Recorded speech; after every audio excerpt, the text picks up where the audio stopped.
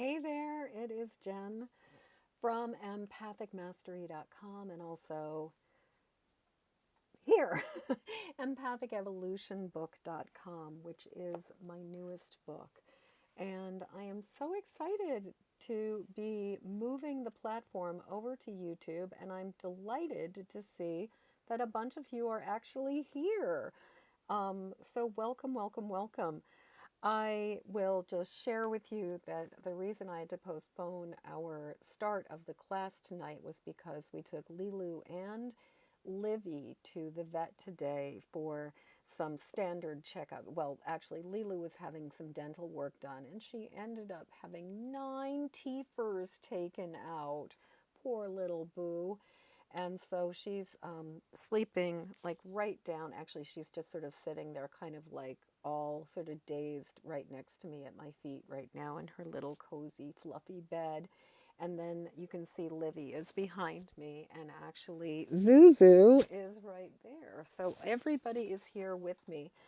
And we are here to have a class on cultivating. The class is, I believe, technically it's called The Roots of Safety. And the idea, the premise behind this class is all about how important it is, especially in a time like this, for us to have regulated nervous systems. And so we're going to be talking about means for cultivating and developing regulated nervous systems. And so I've got a whole bunch of material that I want to share with you today. What I wanted to start with, though, was actually, well, first thing I wanted to do was I actually wanted to light a candle. Sadly, I'm not going to be able to put it in a place where you'll be able to see it. But this is a candle. It's a Mary Magdalene candle that I got from in Glastonbury when I was there this late summer, actually in the late summer. So it is a beautiful candle, and so I'm going to light this candle for us to start with. I light this flame that where there has been darkness, there may be light. That where there has been despair, there may be hope. That where there has been fear, there may be calm. That where there has been inaction, there may be courage. And where there has been uncertainty, there may be faith. And so it is. Actually, can I keep this? I can. Yay. Okay, I'm going to put it over here because it's easier for me to work from this angle. So how about we let ourselves land? So just placing your hands over your heart and letting your body relax and taking a moment to just feel yourself in the space and let your body give into gravity. Allow yourself to be held and supported, and feel how the surfaces of the earth rise up to meet and hold and support you. And just let the weight of your body be held. Give yourself to gravity. And just taking a moment to land. And if it's been a busy day, if there's been anything that has been concerning or worrying, just put it down. Just offer it to the ground. Let the earth hold it. The earth cannot tell the difference between when you are carrying it and when you've put it down. The weight is identical. It's exactly the same. But the strain and the energy that we have carrying our burdens is released. And so it's actually easier for the earth when we give ourselves permission to put our burdens down. So just taking that moment, just mentally thinking about anything that's been on your mind. I mean, maybe it's the current events. We certainly have plenty of those going on these days. And just putting it all down. I'm putting down all the concerns. And you might also want to, if you're not watching on your cell phone, you might actually want to put your phone on airport mode so that unless you're a parent and you've got, or somebody, a caregiver, caretaker, where you have to be on, what if you could just turn off a little bit of the noise for right now? So I wanted to start, after lighting candles and doing a little bit of landing with you guys, I wanted to start by reading the very first paragraph, the very first section of Chapter 1, The Root, Safety, from Empathic Evolution. And to get your own copy, you can jump on over to empathicevolutionbook.com. That will take you to Ingram Sparks' page. But at this point in time, you can find copies of Empathic Evolution on Barnes & Noble, on all of the major book distributors. You can find it. And so the one request I would have is if you, unless like Amazon is your only option, please purchase from someplace other than Amazon. I'm delighted it is there on Amazon and available because Amazon is such a huge book distributor. However, Amazon is also contributing to the situation that we are in right now, and any ways that we can divest of the places that are financially supporting things in my personal opinion, is a good idea. Which, if you guys are interested and you want, I'd be happy to do an impromptu live class just talking about strategies for the peaceful resistance, strategies for ways that we can opt out of contributing to the chaos. But I wanted to read this chapter. So, Chapter 1, The Root, Safety. And you can see if you look at the top part of the book, of the illustration, I'm so proud of the way this book looks, as well as what it says. And this is the Council of We speaking. Many of you feel insecure, frightened, and confused because connection is how all living beings maintain a sense of safety. We wish we could make this easier for you, comfort your abject fear, relieve your rage and indignation, and soothe your heartbreak. We wish that you could trust that all will be well. Unfortunately, your species' sense of connection to all that is has become distorted and severed.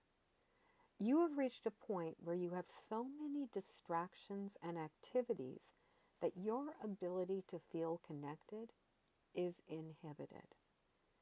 Ever since the onset of the most recent millennium, challenging events have amplified your sense of impending crisis. With the outbreak of your global pandemic in 2020, so much distress, doubt, and division have occurred that ordinary solutions and conventional ways of connecting with Divine Source have ceased to work as they once did.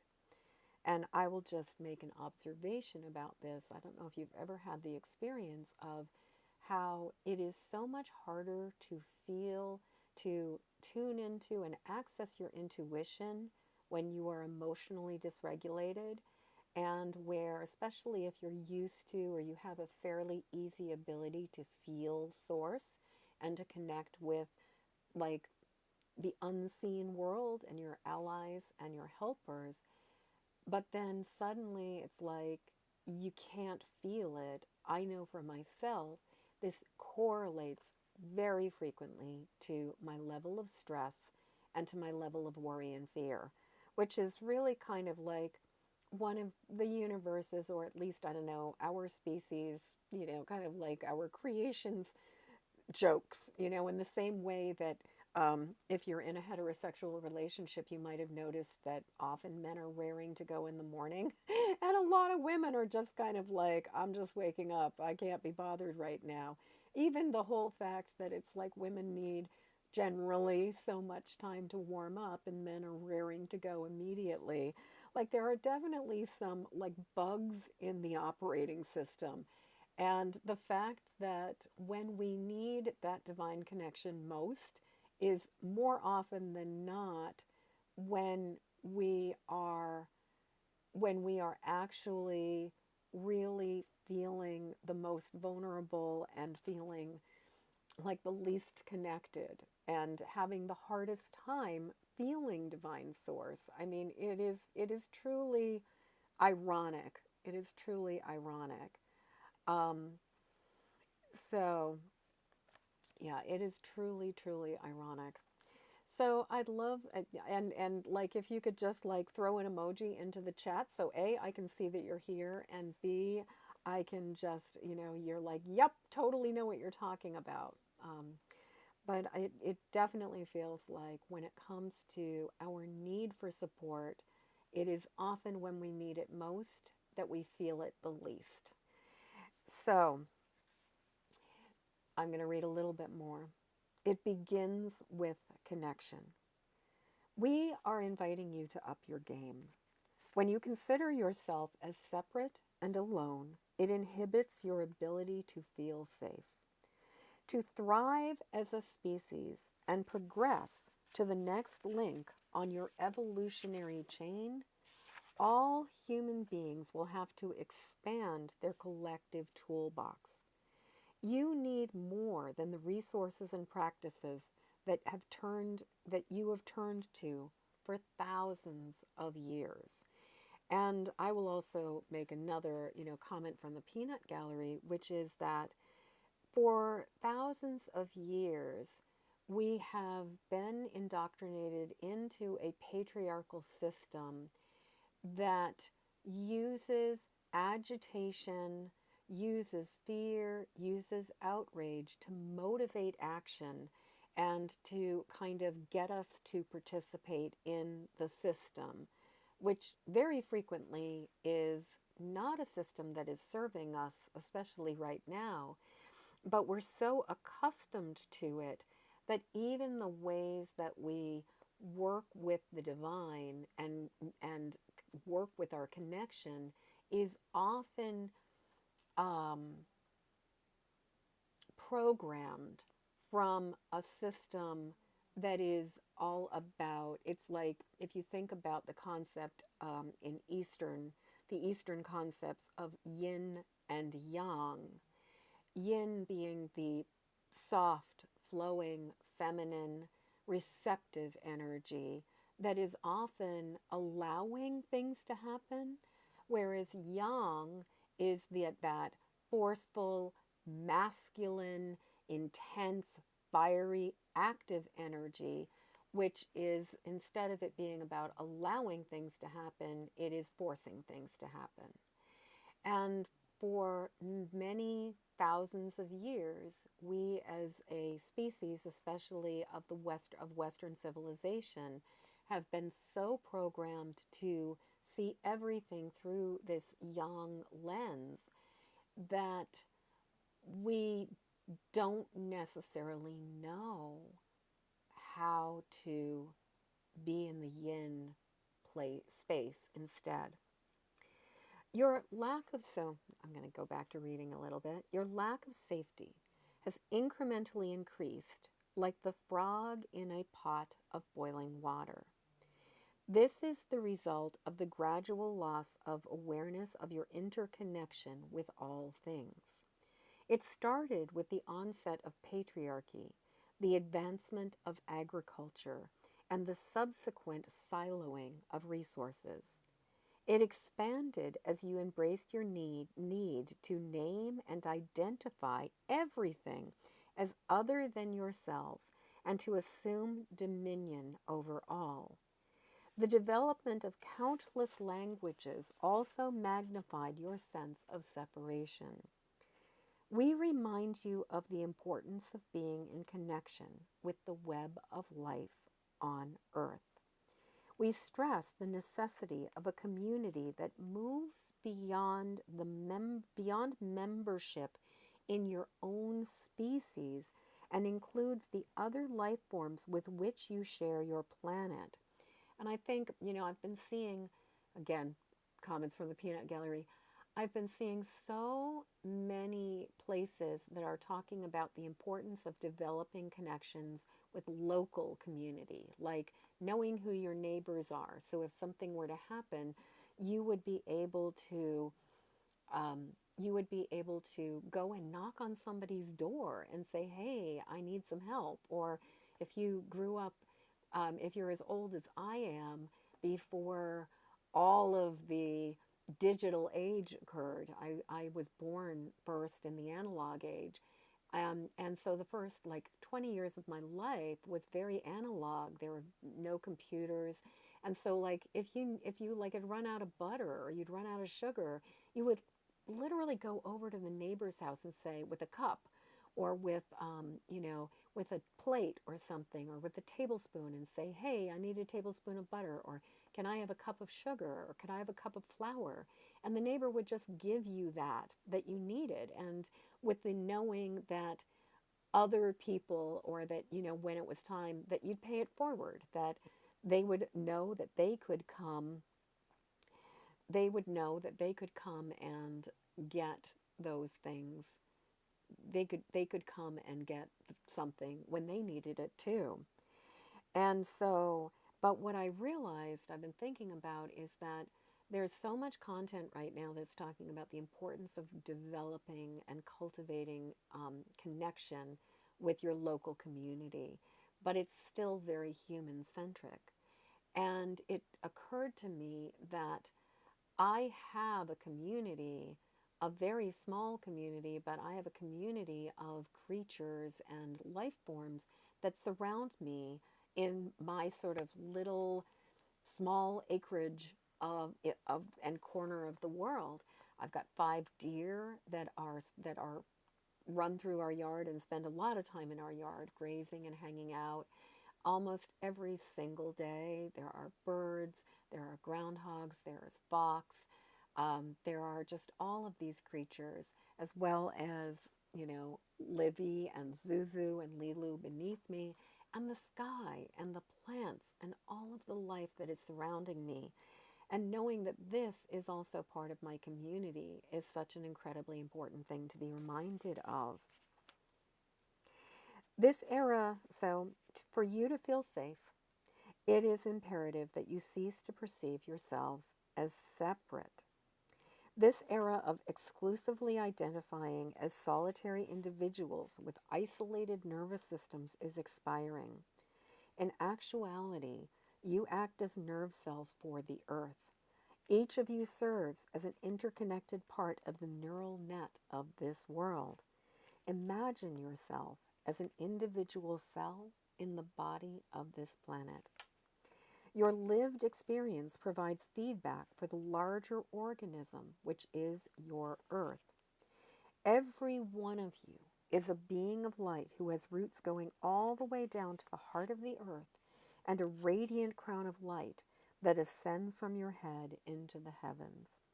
While most of you only experience the physical body you inhabit and the egoic mind contained within it, this is but a sliver of what you truly are. You are a being of light. This only begins to convey the grandeur and magnificence of your true nature. When you recognize that you are the embodiment of light, you become aware of your divine nature. We invite you to open your heart and welcome this connection. This awareness of your light is something we encourage you to cultivate. As your awareness expands, this pillar of light within you will activate accordingly. Every one of you represents the marriage of heaven and earth.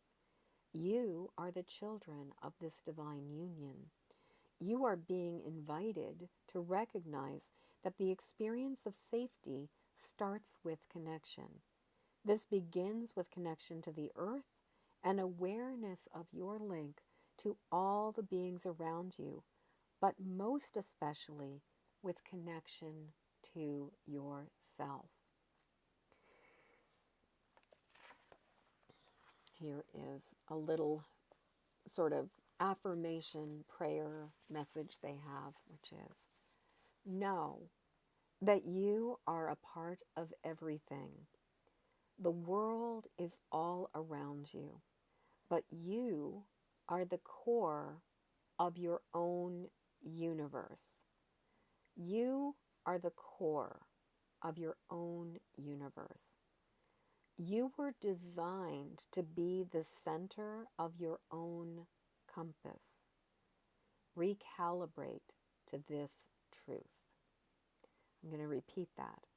You were designed to be the center of your own compass.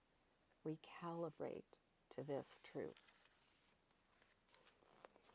So, what we're going to be doing tonight is recalibrating to this truth that we were designed to be the center of our own compass.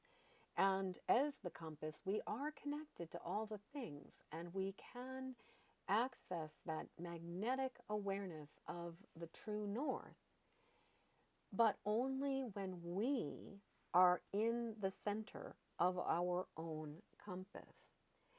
And so one of the challenges that comes up for those of us who are highly sensitive and empathic is that we expand our sense of self is often largely expanded into a much broader emotional soup than is just our own cellular identity, our own body's experience, our own function.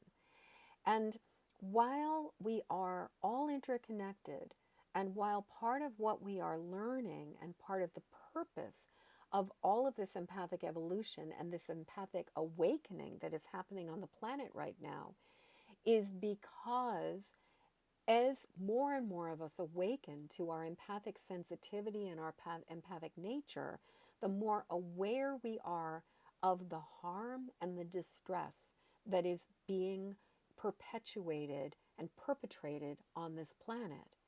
And it becomes unbearable. Therefore, we must make changes. The challenge right now, though, is that we're in that kind of 87th, 93rd monkey. We're not quite at that critical mass of the 100th monkey who suddenly, like, we hit that quantum shift where there's enough of us that everything, that it sways the entire vibration, that the vibration is able to flip.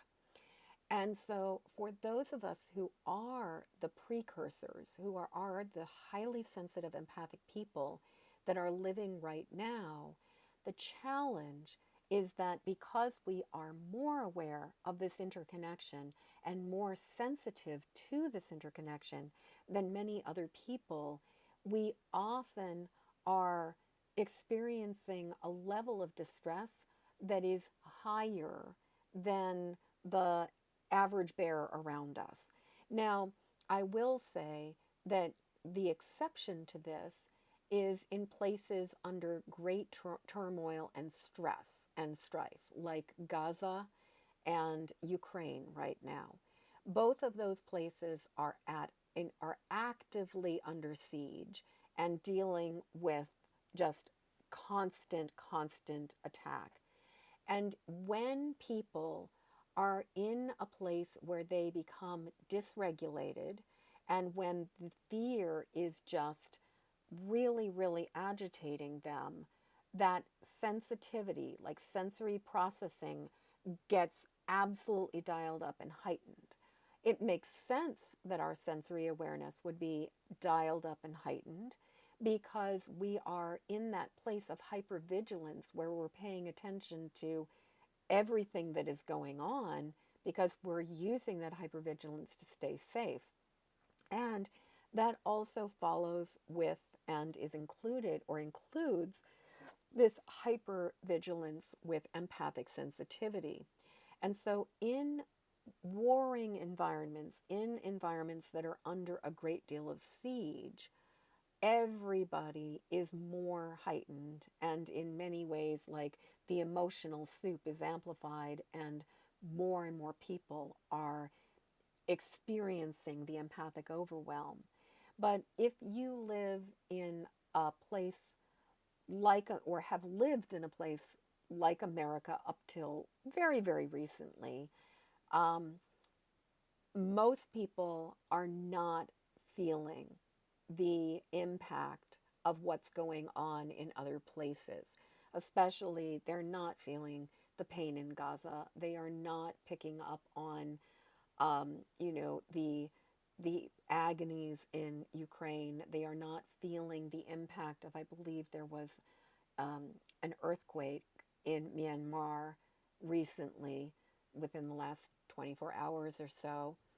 And so, as we as we as we navigate our sensitivity as sensitives, we are more aware of these things. We are more sensitive to these things. And I'm sure you can, I mean, like, hands up, how many of you have relatives or friends or work colleagues who are just still kind of like, la, la, la, la, I can't hear you, I'm oblivious. Now, here in America, things are heating up.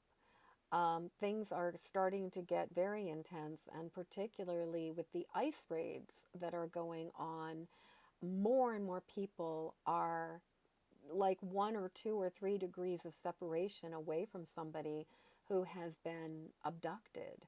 Um, I don't personally know anybody at this point in time, but I am only 2 degrees of separation away from people who have been affected by ice already.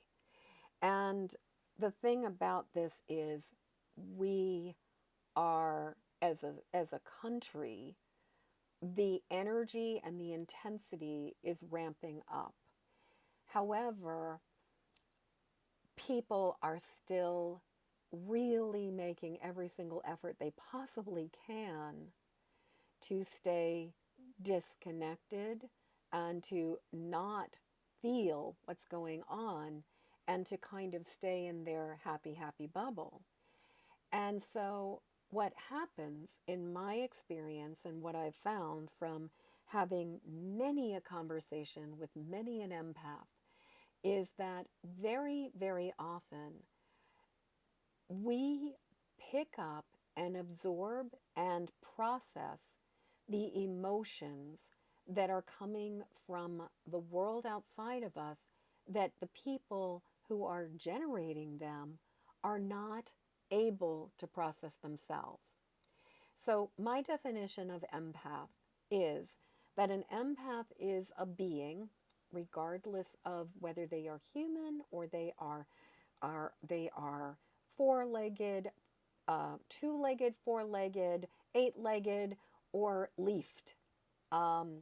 That regardless of, or even fungal, but regardless of what life form the empath is taking, it could be any life form. Empaths are beings who pick up the thoughts, the feelings, the energy, and the sensations from the world around them. And this is something that I think is especially important for us as humans with our human egos, we process the information as if it is our own.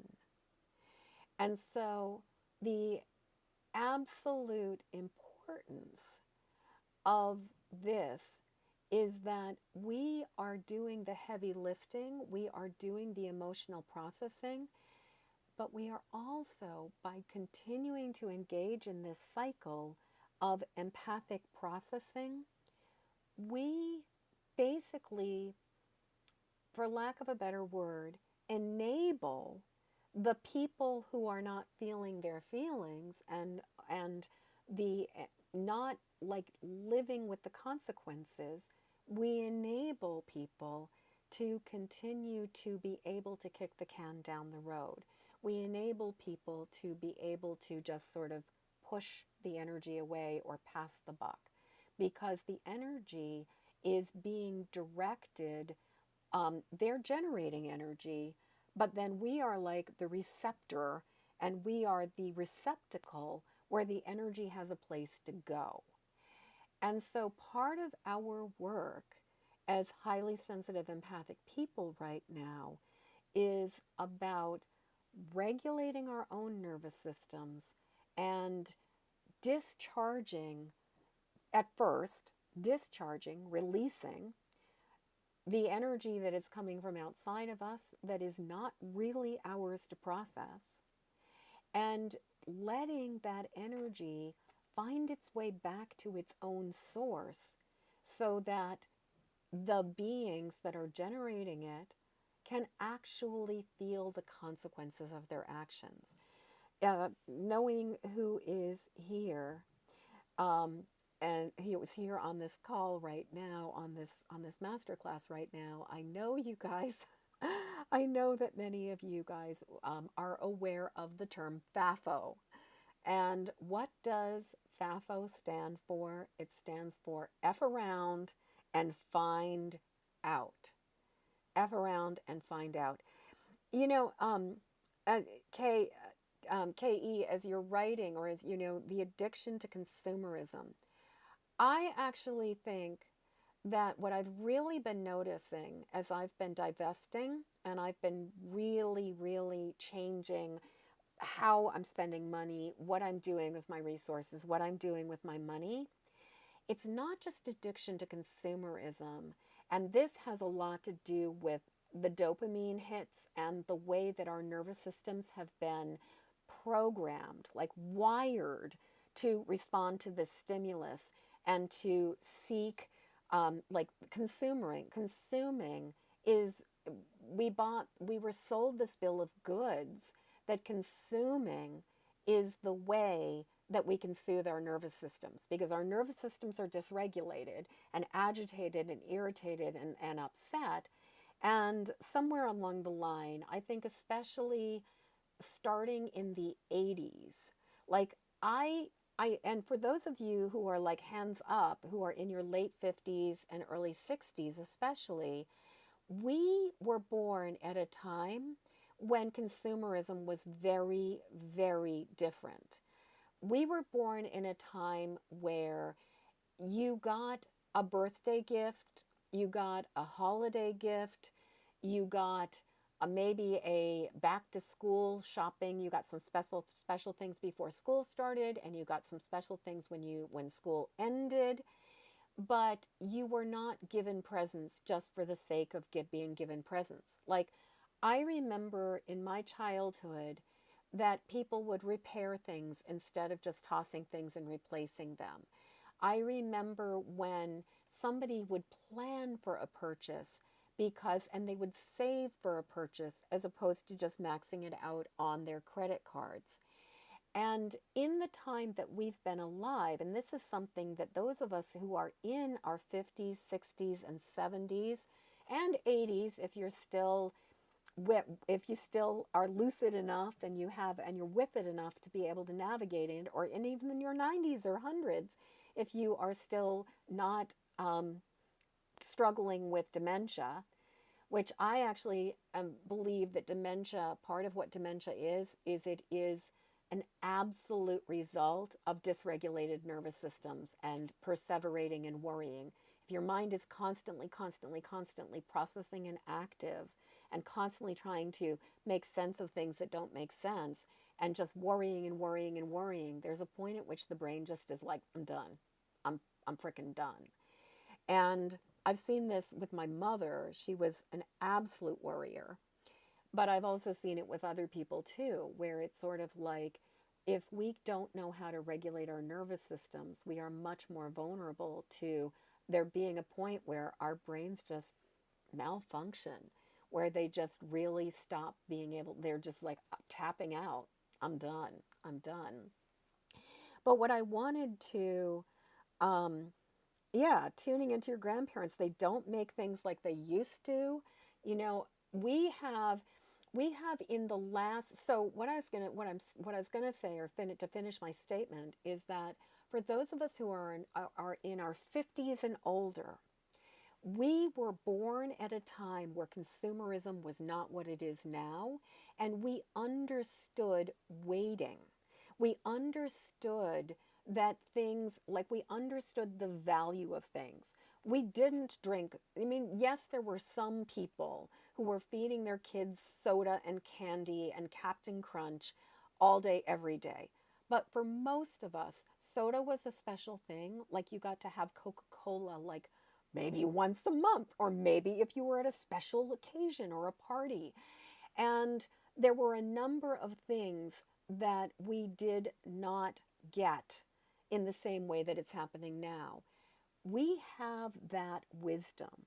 We also have, as Ke is saying, we also have the wisdom of our parents, our grandparents, our great grandparents, our great great grandparents, but we have the wisdom of ancestors we were actually connected to, who were alive when we, as when we were children and even young adults, who absolutely knew a time before consumerism just completely took over, and we started to be rewired for this idea of consuming is self soothing. We were living in a time where quiet was more common. We were living in a time where, you know, books were not digital. Audiobooks didn't exist, which I love audiobooks. I'm incredibly grateful for audiobooks. As a matter of fact, I am going to be recording Empathic Evolution with a wonderful, wonderful uh, audiobook production company that's going to be directing me and supporting me and then doing the post production. And the book is also going to be picked up by, I'm not going to say who, just because we're still in negotiation or in the beginning stages of negotiation, but the book is, it's very likely that the book is going to be picked up by a major audiobook distributor. So like, I'm like, oh my God. Um, but that said, there was a time where it was like, it was, if you wanted a book, unless it was something you really, really, really adored, you would go to the library. And the only way that you would be able to access books was by actually picking them up and reading them. And there's a way in which everything was slower, everything was gentler. We were alive during the time when that still was. Therefore, we are the ones who can re-regulate our nervous systems back to what we knew, and we can help other people to regulate to this new old reality. Because there are, if you start looking at or understand like the development of consumerism, and many people would say that um, the onset, like Reaganomics, and Reagan really was kind of like where all of this started to happen and all of this started to shift. I was a young adult when Reagan was president, and I really do. So I've had the experience of pre-consumerism in the form that it is right now, and being able to like knowing how to, or I wouldn't say I knew how to self-soothe. I actually came into this life with a fairly dysregulated nervous system, largely because of persecution and being burned at the stake and having a lot of past life as well as ancestral trauma that was affecting me. So I did self-soothe through like M&Ms and food and sugar. But I will also say that even with that, I understood how to live in an analog world, and I understood how to move more slowly. I lived in a slower time. We all lived in a slower time than we are living in right now. I will also say that it's really fascinating if you do a deep dive, or even not even a deep dive, if you just skim the surface around the consumption of clothing. We have the quantity, the amount of clothing that we are consuming as a species has like is like 400 times more than it was 20 years ago. And I think even like, I'm not quite sure like at what point, like, I mean, we've had this exponential increase of fast fashion and cheap clothing, access to all of this. And and yes, Michelle is saying, I remember making paper dolls and clothing to self-soothe. I remember drawing pictures to self-soothe. I remember reading to self-soothe. I remember the experience of, and when it was like, I would read to get myself to sleep. There's a huge difference between watching reels, and I will admit I am one of the worst offenders of this, watching reels of cute little puppies and kittens and comedians to go before you go to bed, and or reading a digital ebook, or listening to audiobook. Listening to an audiobook doesn't seem to have the same impact as the visual when your visual cortex is engaged with electronics. But there's such a huge difference between that navigating, that listening to, I mean, that watching and that engaging with digital media versus having an analog book, a hard copy in your hand with the lights on, and that you are reading before you go to sleep. And what I was going to say, to sort of circle way back around to the addiction to consumerism, is that the addiction to consumerism, I also think, is the addiction to convenience, the addiction to urgency, the addiction to immediacy, the idea that we can get it all really quickly. I mean, 70% of American households have an Amazon Prime membership. Maybe a little lower by now because a lot of people are canceling their Amazon Prime. But I read a statistic, and it was from a source that seemed pretty legit. It might have actually, my memory of numbers, since I don't have it written down right in front of me, I may be misquoting 70%. It might be 75%.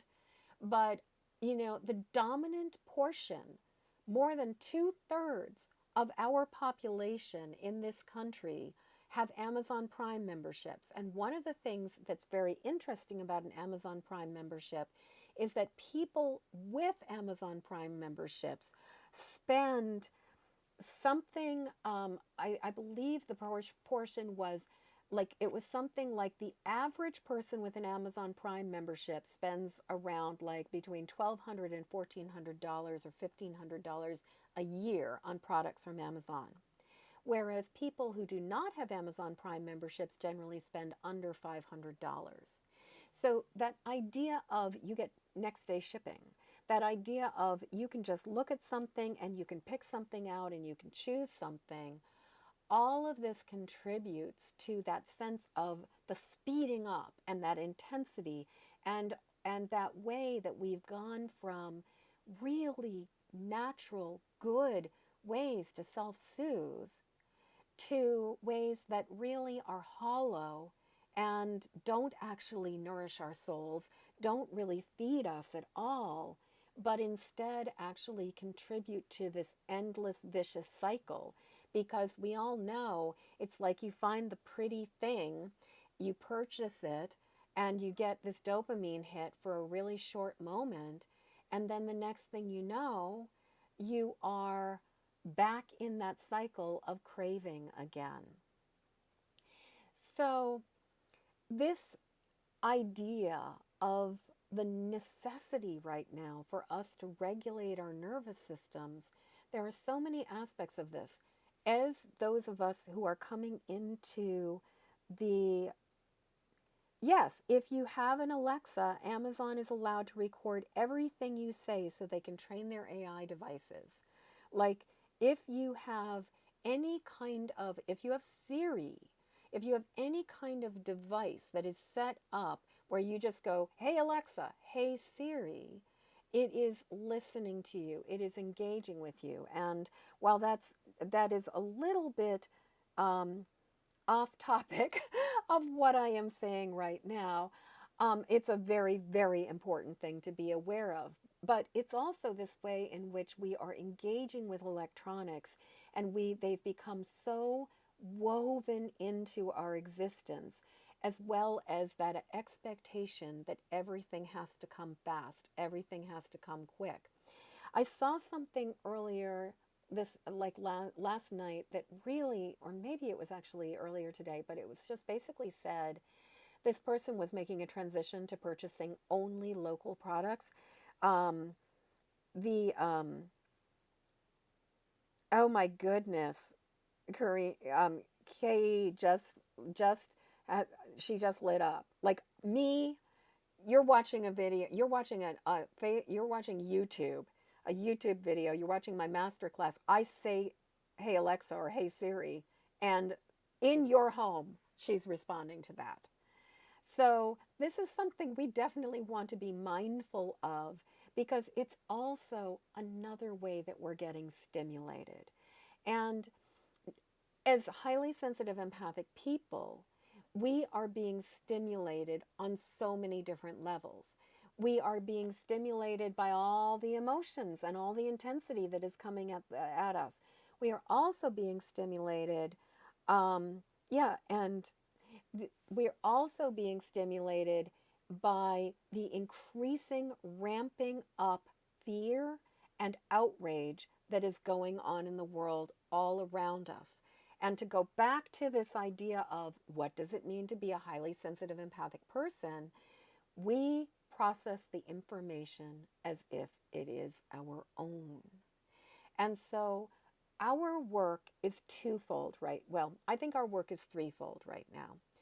Our work is A, to recognize what's ours and what's not ours, release what is not ours, and develop that sovereignty of protection that allows us to hold the line and hold our space, and to be self-contained within our own energy field, and releasing and then going from releasing to divesting of other people's emotional dysregulation. Secondly, our job is as elders, and as baby elders, because I don't think, I'm 62. I don't think I'm an elder. I'm getting there. And if you're in your 50s, it's like we're baby elders right now. And I don't mean that as dismissive at all, but I do feel like in some ways it's helpful to be like, no, we're still baby elders, because I think like sometimes we get a little bit pumped up and a little bit too self-important. So I'm using this term not to dismiss, but more sort of to just knock us down a little bit, knock us down a peg or two. But as baby elders, but especially as anybody who was born pre-digital age, our job is to help other people to regulate their nervous systems to the time before digital, electronic, excessive stimulation. We lived in a time before that excessive stimulation, and we are the pioneers. We are the ones who are here to help regulate. We are the ones who are here to help regulate. And I've seen a video, I'll find it and I'll share it over in the Facebook group. And I'll also share it, if I can find it here on YouTube, I'll also share it in my inspirational video playlist, which, by the way, now that you're here on my YouTube channel, on my playlist, there is a Martha Beck video that's about the revolution that is I've watched it so many times because it brings me so much comfort, and I really do believe she's onto something there. So check it out when you get a chance. But what I was going to say is, so there's this video, and there's this baby kitten.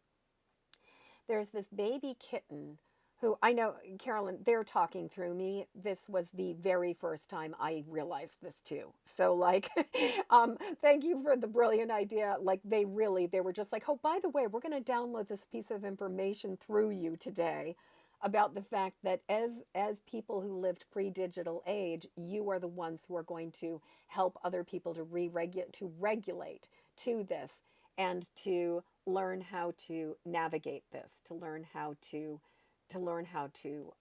actually be in this place. But I want to share this metaphor or this image. This was such an incredibly perfect example of this. So it was a video of an adult cat and a baby cat, like a baby kitten. And the baby kitten was a feral kitten, had come from a very traumatizing situation, was rescued. The kitten looked like they were probably about, like, I don't know, somewhere between probably, I don't know, 6 and maybe 9 or 10 weeks old. But they were baby kittens. They were little, little, little. And the baby kitten, the adult cat was kind of right there with the baby kitten. And the adult cat the adult cat was just very, very quiet and very calm. And the baby kitten was just spitting and hissing and growling and yowling and was just like spazzing out and running all over her little container or his little container and was just really, really, really upset and distressed.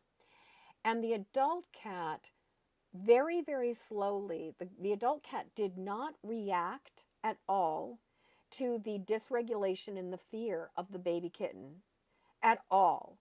And the adult cat very, very, very slowly crept into the space with the baby kitten and very calmly just sat down and laid down and just started to just chill out, probably purring. And over the course of minutes, the baby kitten went from completely dysregulated and absolutely like fight, flight, freeze, all of the above, like just like fleeing, fighting, freezing, freaking out, all of it happening all at the same time. The baby kitten started to calm down and started to check out the adult cat. And then by the end of this little video, the baby kitten was leaning up against and napping against this regulated adult cat. This is what we're here to do. But in order for us to be able to do this, we've got to regulate our own nervous systems. And the challenge is that, yeah, Terry saw it. The pain in the kitten was absolutely intense. It was palpable. It was heartbreaking. And the adult cat did not react. The problem we have right now as a species and as a society is everybody is reacting. Everybody is like getting all bajiggity and all afluster about the stuff that's going on in the world.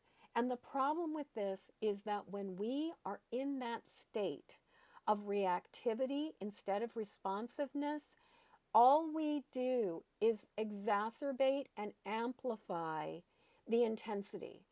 And the thing is, we are in an evolutionary phase right now. We are in the birth contractions of the new world, of the new earth. And yet, any woman knows, and anybody who has witnessed a woman giving birth, or if you are a woman who's not given birth like me, but you have gone through having a menstrual cycle, you know that it's not all sunshine and roses and unicorns. Giving birth is painful. It's intense. And so when we are going through this experience, especially as we're going through the contractions and it's ramping up, and in many ways, like when you know you're giving birth, at least we have the history of humanity or womanity, to know that it's natural to feel uncomfortable. But when we've been in a status or a status quo and in a state of just sort of like keeping on, just like keep on keeping on, which we have for thousands and thousands of years in colonialized patriarchy, and and just like the value of the of empire. The thing about this is it's very, very alarming to be in this kind of discomfort. And the discomfort is ramping up. And so, what this means for those of us who are highly sensitive and empathic, and also the baby elders or the elder elders and the middle aged elders, like anywhere we are in that spectrum of being an elder who still has their faculties about them, who still has their wherewithal. And even if you are a calm, peaceful, like even if you're a demented elder, but you are a calm, demented elder, you're anchoring this calmness. Our job is to anchor this. Our job is to anchor the trust. Our job is to anchor the faith. Our job is to anchor the peace. And what that means is that we must recalibrate to our inner compass. We must recalibrate to the truth that we are the core of our own reality, and that we must return to our own center in order to be in a place where we are responding instead of reacting, and we are able to be relaxed. We are able to be calm. And so what happens for many of us, and years ago, and I'm just seeing, yeah, no mud, no lotus, as Michelle is saying there. It's like no mud, no lotus. And, no birth contractions, no baby. Although, ironically, and this is very much like if we talk about sort of the onset of this avoidance of discomfort, when were women suddenly like put to sleep and given and just like they, driven to the hospital, given a drug, baby comes out, they wake up all fresh as a daisy a day later, and a baby is put into their arm? This was the 1950s. So in many ways, this idea of medicating our way through our discomfort is a very modern phenomenon.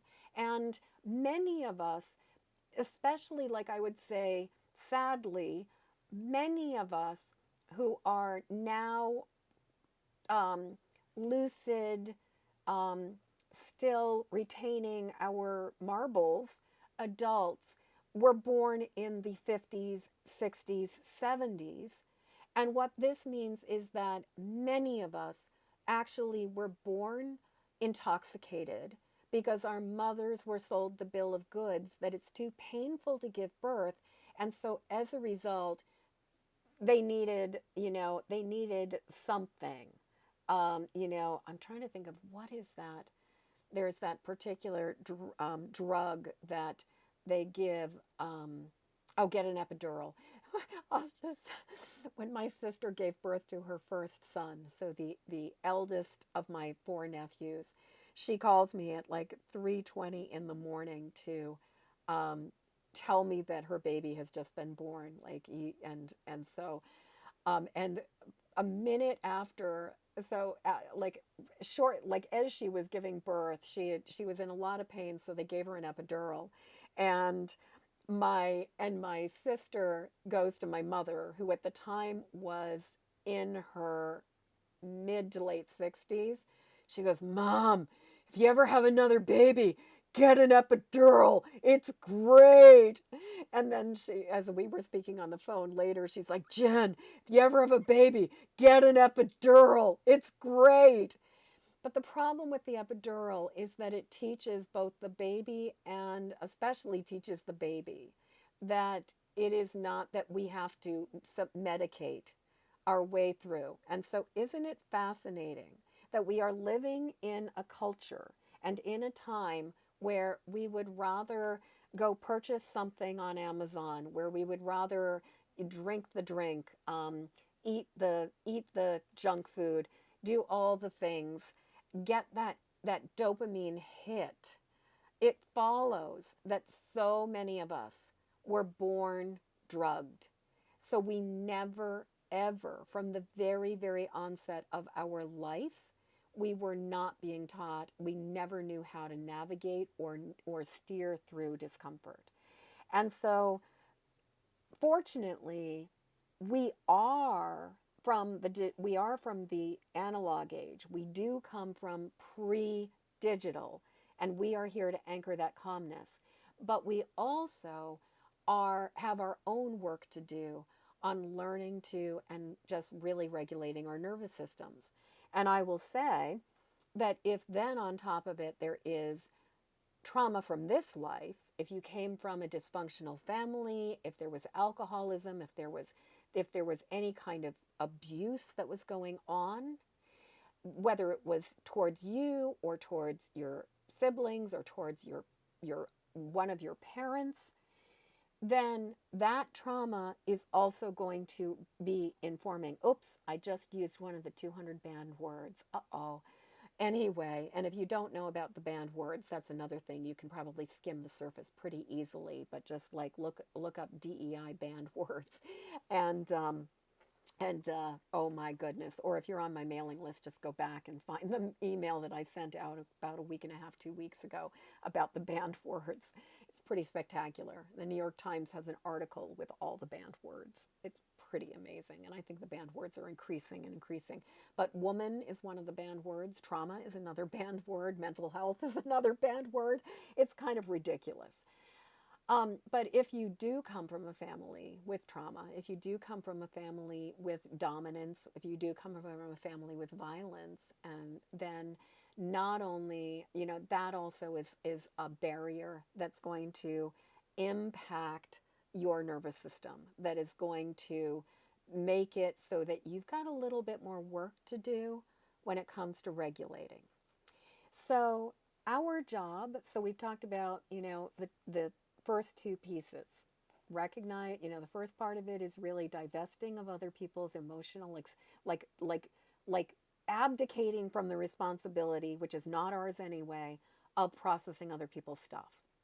And so recognizing what's ours, what's not ours, releasing the stuff that is not ours, and then protecting ourselves by really starting to establish our boundaries and really drawing, holding the line so that we are no longer absorbing, and then connecting to divine source so that we are filled with the light that we are, instead of an open void that this energy can just keep on running back into. This is one of the reasons why I stress, and I almost every single class I teach, I almost every single class I teach, I return you guys, or I encourage you guys to continuously, I'm sorry, I just got distracted by numbers on the screen in front of me, but why I always am teaching the earth sky meditation and working with our roots going down into the earth and our branches, our crown going up. I mean, the council says in this section, every one of you represents the marriage of heaven and earth. And this idea that it's like we are beings of light with roots going all the way down to the heart of the earth and a radiant crown of light that ascends from our head into the heavens. This is the truth of who we are, but often, especially when we are being bombarded by all the energy that's coming from the world around us, it's very hard to connect with that. And that bombardment, with the increase of intensity that's going on, every single time the intensity increases, there will be a point where we have to kind of like recalibrate. There's that we can be weebles, weebles wobble, but they don't fall down. But when the winds of intensity increase a bit more, often the level of protection we've developed, and this is why they're saying at the beginning of the book, we need you to up your game. The things that worked before are not working as well.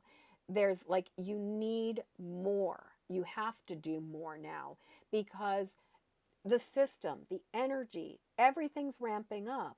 And what that means is that we absolutely must recalibrate to this and recalibrate to our truth, recalibrate to our center. And if you're familiar with, and I think all of you are here, the 5 steps of empathic mastery: recognize, release, protect, connect, and act. So our job is basically the first part of it is the recognize and release and protect, so that we are sovereign unto ourselves and we are connected to our own inner compass, our own core, and restored to our center. And then from that comes the next step, which is the connect. That is where our job becomes the co regulators. Our job becomes being the ones who have calmed our own nervous systems down, and where we are the way showers of what it is like to live in a softer, quieter, more peaceful life, where it's like you can wait a while before the thing that you think you desperately need arrives at your doorstep. Or maybe I heard this great suggestion.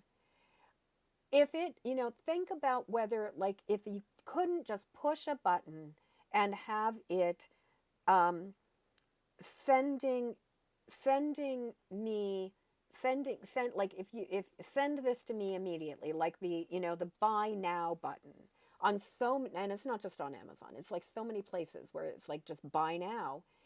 If it wasn't easy, would you be willing to drive a half hour to a store to purchase it?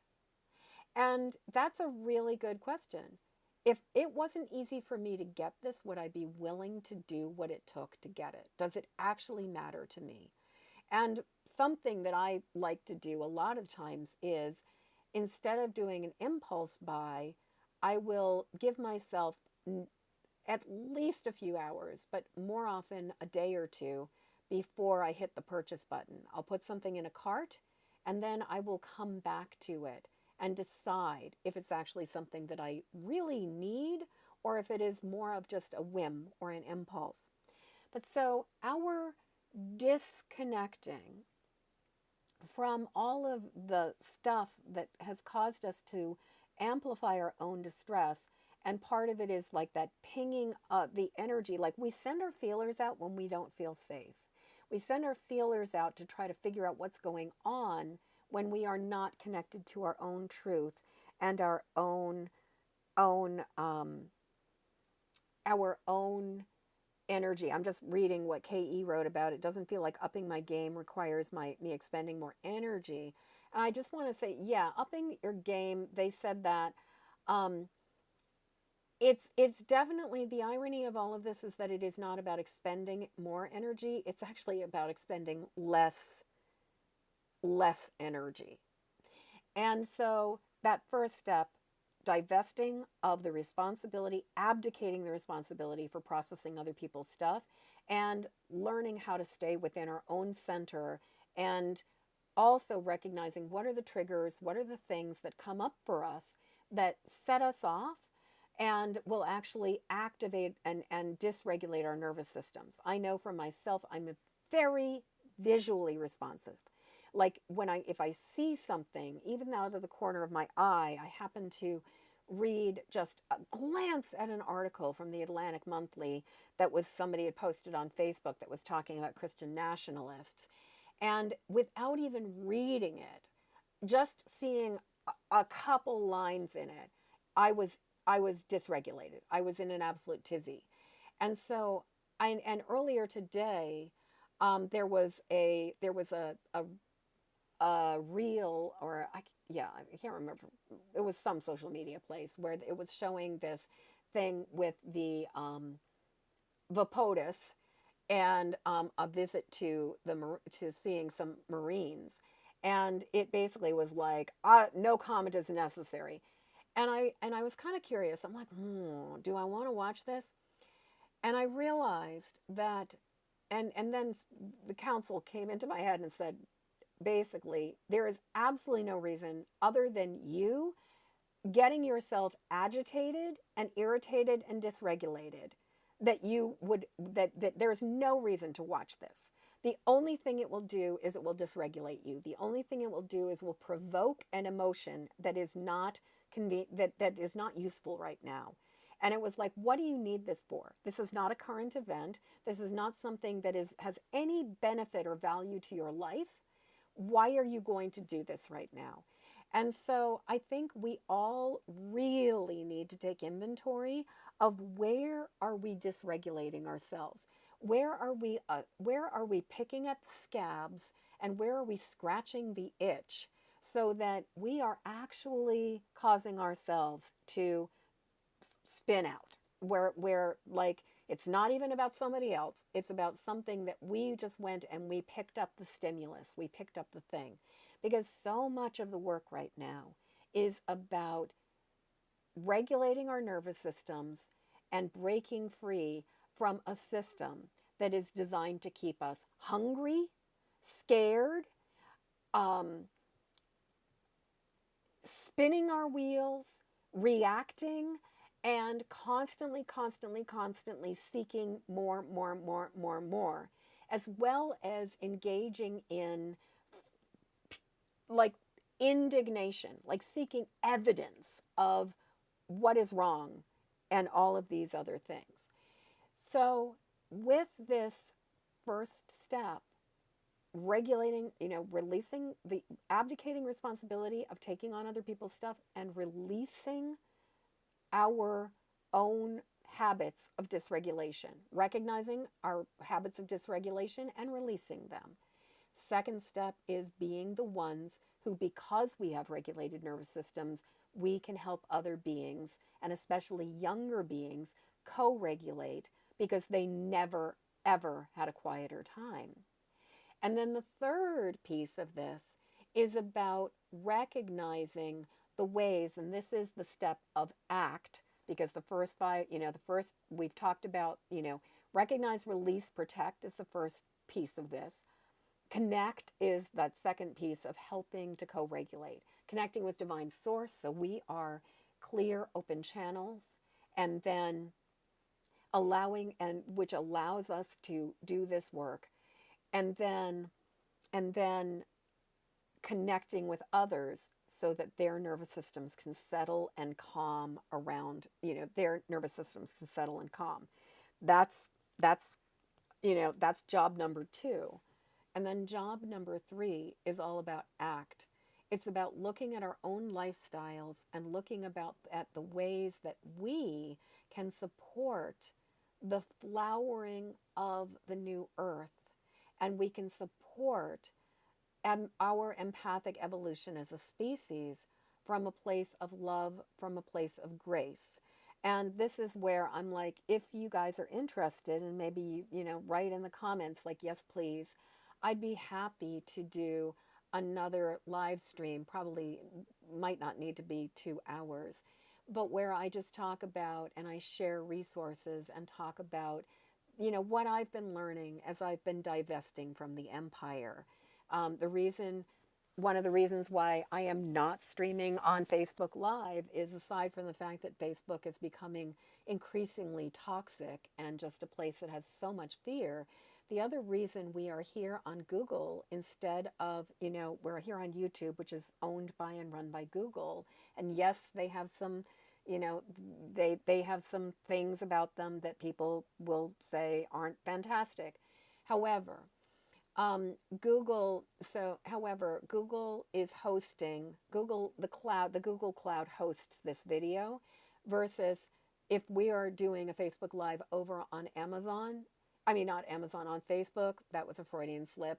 Amazon Web Services is the cloud that hosts all of it. And so the divesting of systems that are literally contributing to the demise of our country is an important thing. And interestingly, another aspect around Google is that my understanding is that so Google as well as Microsoft both made pledges for zero carbon emissions. Google made a pledge to be at zero carbon emissions by 2030. So 5 years from now, they are pledging to have created an infrastructure where they are not generating any carbon emissions. Amazon, not so much. So if we want to live in a world that is sustainable and is safer and has the opportunity to flourish and thrive, part of our work, and this is the third step, is about being willing to do the research, being willing to do the deep dives, being willing to return to a slower lifestyle, and being willing to live from this place of yin regulation and joy instead of yang dysregulation, reactivity, and outrage. So I want to say one more thing about outrage, because this thing, and this also ties into responsibility.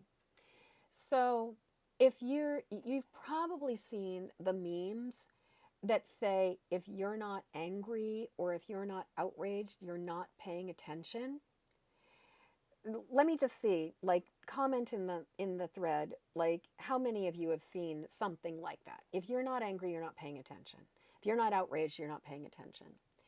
My response to that particular thing is that actually outrage is absolutely, and extreme dysregulated anger is a tool of the system, is a tool of the oppressors. It is a tool of a system that wants to keep us dysregulated. And the thing is that my personal response to that is, actually, I am paying attention, and I am working my ever loving ass off to stay calm despite it. Because I know, yes, and Black people have lots to say about that. I know that when I'm in a state of outrage, I am much more easily manipulated because I am not calm. And whenever, one of the conversations I've had with my students and my fairy godmother apprentices and my mentees and the people who are clients, because one of the things that often comes up is a question of, what is my intuition and what is my fear?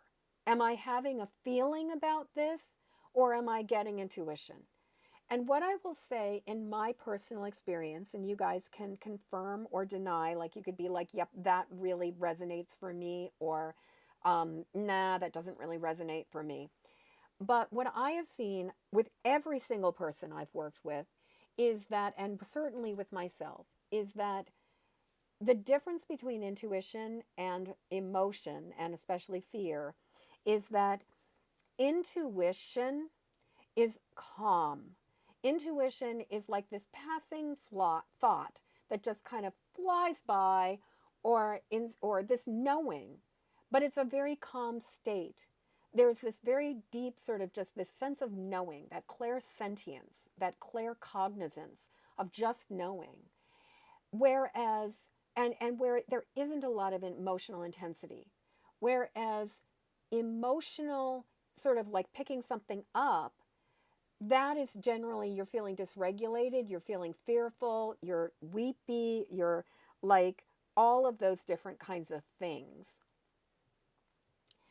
And so what happens is that whenever, and so what I have found is that if we are in an emotional state, it blocks our ability to access, like if we are in a state of emotional dysregulation, it blocks, and I'm not talking about like avoidance of our fear, avoidance of our grief, especially avoidance of our grief.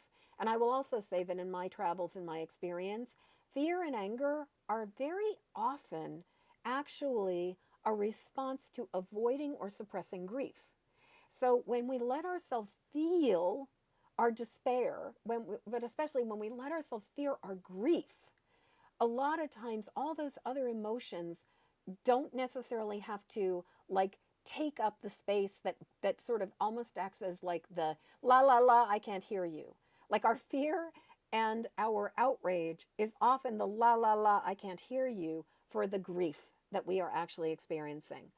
But when we let ourselves feel the true, genuine, sincere emotion, when we just feel it, it is like a wave. It is like weather, a cloud in the sky. It comes by, it goes across, and then it dissipates very, very quickly. And so when we let ourselves just feel the feelings that are there, own our feelings, and let go of everybody else's, but allow ourselves to just feel what is, then what can happen as we learn to find, to stay and to be in this regulated state is we can access our intuition.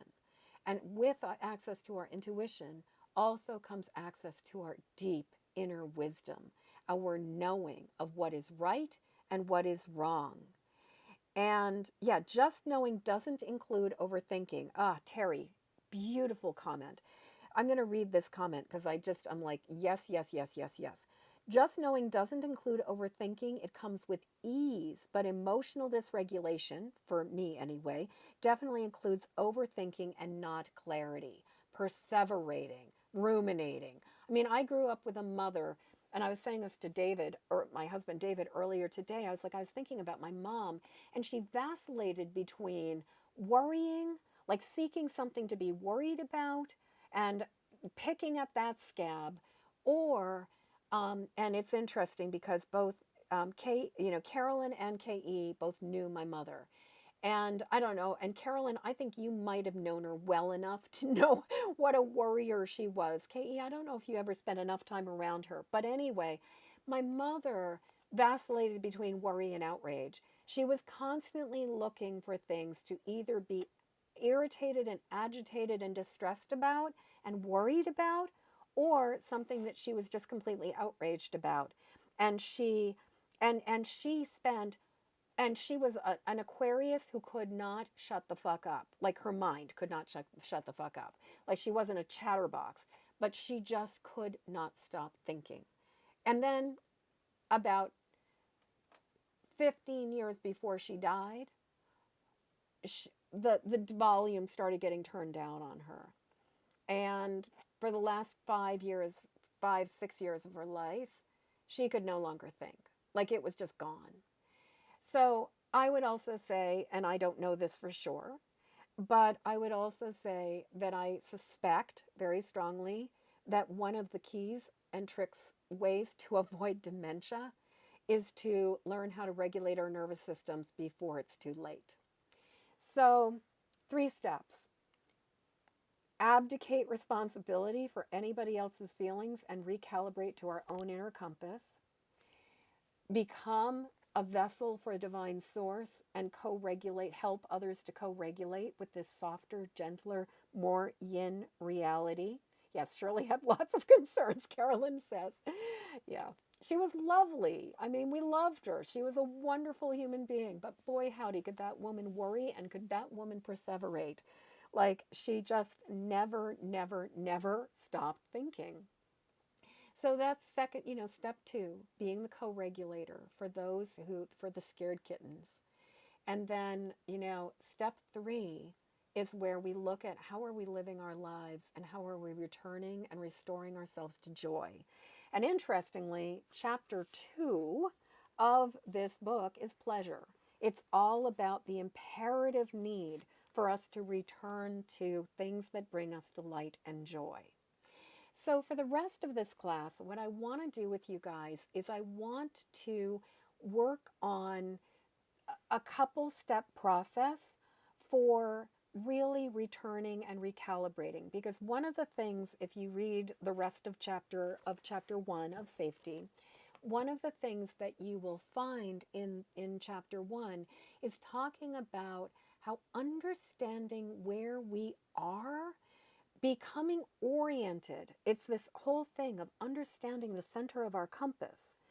Becoming oriented to where we are allows us to regulate, and it allows us to feel safe. And that is right now is imperative. And it definitely means that we are working our butts off to stay out of the outrage and to stay out of the infection, the epidemic of fear that is causing so many people to react and to not necessarily make the choices, or to not make the choices that are in their own best interest. So first, so the first step in my experience is actually, before we can even do earth sky meditation, before we can even like reactivate, like before we can release the stuff that is not ours, and we can move through that cycle of like the recognize, release, protect, connect, and act, and move through that opening up and becoming that radiant channel and expanding into what we really are. The first step is just even knowing where we are. And part of the key, part of the way for us to get out of, our minds are in Ukraine, our energy body is in our work colleague, like where we're just extended out, is by recognizing, like using and accessing our sensory awareness and tuning in with our 5 physical senses. And then there's also like our proprioception, like there's some additional senses, but we're going to, for tonight, we're going to work with our 5 senses. Using our 5 senses to take inventory of exactly where we are and assessing where we are, that we are safe. Now, interestingly, as people who were, as people who are coming out of 10,000 plus years of patriarchy and empire and colonization and misogyny, we have been programmed for thousands of generations. Thousands of generations, we have been programmed to look for danger instead of notice or see where our safety is. And so learning how to calibrate and just take inventory of our environment and return to our physical space over and over and over again is the first step to accessing our empathic safety. And then the second step is when we start to work with the recognize, release, protect, connect, and act around sort of the method of recognizing what's ours, recognizing what we're carrying, recognizing what's ours and what's not ours, releasing the stuff that's not ours, and then creating that protective filter and shield. But before we can even do that, we kind of need to have at least our conscious awareness restored or brought back to, I am here. I'm right here, right now. So we're going to work with a 2-step process tonight for the last half hour of this class. And so the first step is going to be using our senses to take inventory of our environment and recognizing where we are, and really like calling ourselves home through our sensory awareness. And if you have a glass of water, if you have something that you can sip from, then that is something I want to invite you to, do. I am just realizing that I was so excited to get started that I forgot to use my own glass of water. And so what I'm what I'm going to do is I do have a bottle of water that is I've got some chalice well water here. And so what I'm going to do is I'm going to grab my chalice well water and I'm just going to pour a little bit of chalice well water out for myself. So hold that thought. I'll be right back. Like, I'm not even leaving. I'm just grabbing a cup and I'm grabbing chalice well water. So I'll see you guys in a second.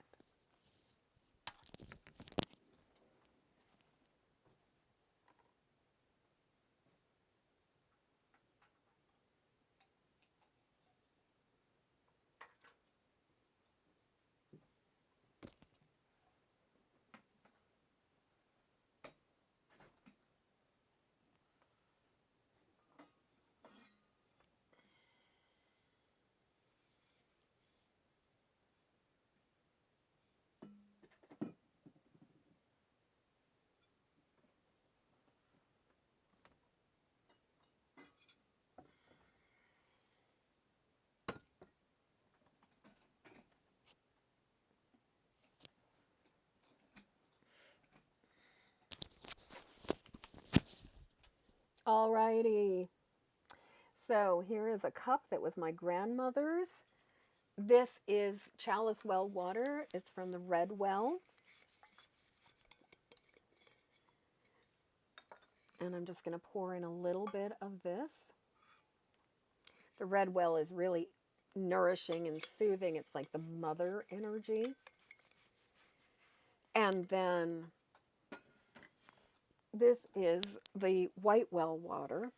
And the White Well is much more intense, but the water is just beautiful. It's really great drinking water. But the White Well water is more like really fierce crone energy and maiden energy, like maiden and crone, and the Red Well is more like mother. And so it's actually, like I would say that like the Red Well water is like full moon energy, and the White Well water is like new moon, dark moon energy. And we are in dark moon right now. New moon is tomorrow morning at, I think, 6, hang on, I'll tell you. 6:57 a.m. Eastern time, and we have an eclipse, and it is in Aries. This is a time for us to do really deep, deep, deep, powerful work. And the way we do deep, powerful work is by becoming anchors for peace, love, and healing in the world, and generating that energy out into the world. This is one of the, in my understanding, KE is writing, in my understanding, brains are constantly looking for bears trying to eat them. They don't want to pay attention to calm, silly brains. And part of this is, I actually believe that our brains were not meant to be this way, but that thousands of years of trauma have rewired our brains. And our work is to be part of the very front waves of the species that are starting to create new neural pathways that create or that value calm over fear. And part of this is about doing the work that EFT is my favorite tool for dealing with this, to release the trauma either from this lifetime, from our ancestral lines, or from our karmic experiences, so that we can be regulated again. And FYI, just a little shameless plug, I'm gearing up to teach a level 1 and 2 professional EFT training that is going to be happening starting May, like an introduction night where we all connect, and we connect on Friday, May 16th, and then it will run for 4 Saturdays, May 17th, May 24th, and then June 7th and June 14th. I'm going to a quinceanera on the 31st, and I have to look fabulous. So I can't teach, and I also, it starts during the class, so I could not teach that day. But anyway, it's going to be a spectacularly filled with powerful tools for learning how to navigate, learning how to release trauma, and learning how to calm and regulate our nervous systems and work through the stuff that's getting in our way. Another thing, shameless plug again, and if you want to learn more about the EFT training, just go to eftinstruction.com.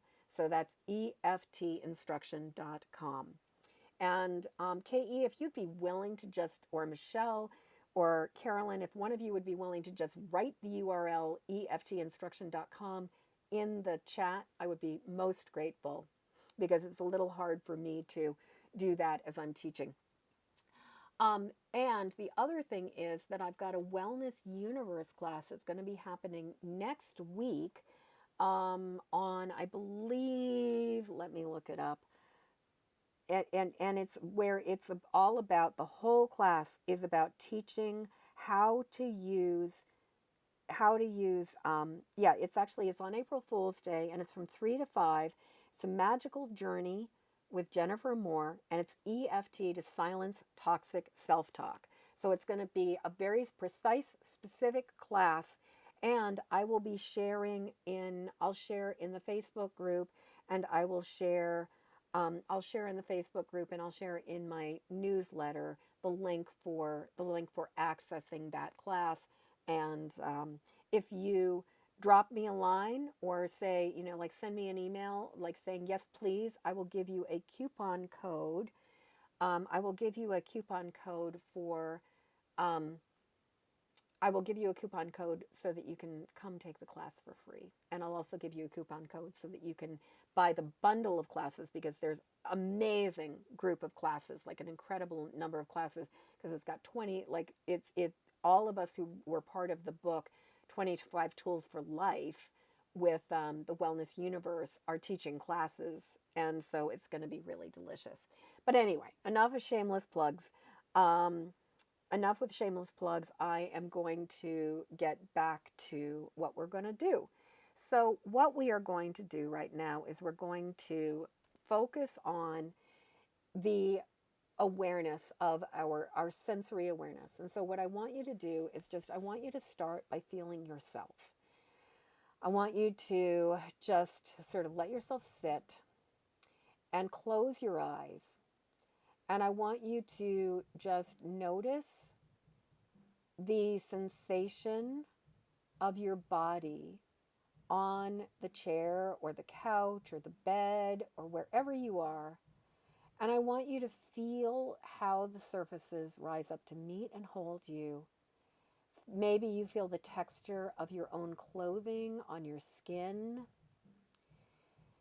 Just really noticing what it feels like. Maybe I'm just noticing a little itchiness on my right foot, and I'm noticing, like, I just noticed a little twinge in my pants, like feeling the cloth of my clothing on my body, and just really letting yourself feel the sensations of just being here. And as you are feeling the sensations of the surfaces that surround you, I want you to notice the texture and the temperature and maybe even the movement of the air around you. Is the air just still? Is there a little bit of a breeze? Does the room or space you are in feel cool or warm or just right? And just noticing, like, what does the space feel like? What does the air feel like? And just being aware of the space you are in, like how large is the space you are in? Just feeling yourself here. And then as you are aware of your space, I want you to notice what you hear. Obviously, you can hear me talking to you. I can hear David drumming in another room in the house. He's practicing his on his kit right now, but he's definitely practicing. He's not playing a song. But I can hear drumming going on. I hear the sound of the heat pump in the other room. I hear the inner sound of that, sort of the frequency in my head, because especially since my concussion, but also since like that first wave of energy shifting that came with the pandemic, I've been hearing almost constant, like very gentle vibration, like ringing, frequencies in my head, which many people say is an ascension symptom and is actually like divine source trying to talk to us, but we're not calibrated to hear it yet. So we hear it as frequency. So I can hear that. And that's what I'm noticing. And if I listen, like I can't hear any sounds from the road or from outside right now. I just hear David, the sound in my head, the sound and the sounds of the heater, the heat outside of me, outside of this room. So just noticing, what are you hearing? And with your eyes still closed, or if you've opened them, that's fine too. I want you to just breathe in and notice if there's any fragrance around you. Like, what do you smell?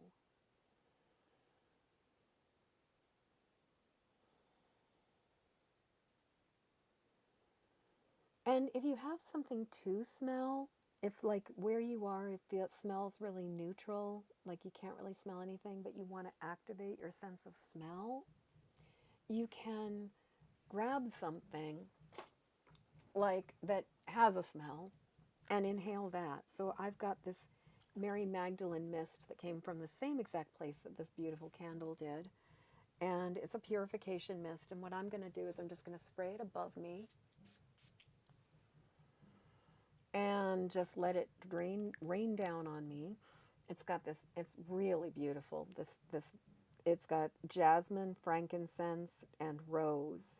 And so it's very high, heavy in the jasmine and just tiny little bit of frankincense and a tiny little bit of rose.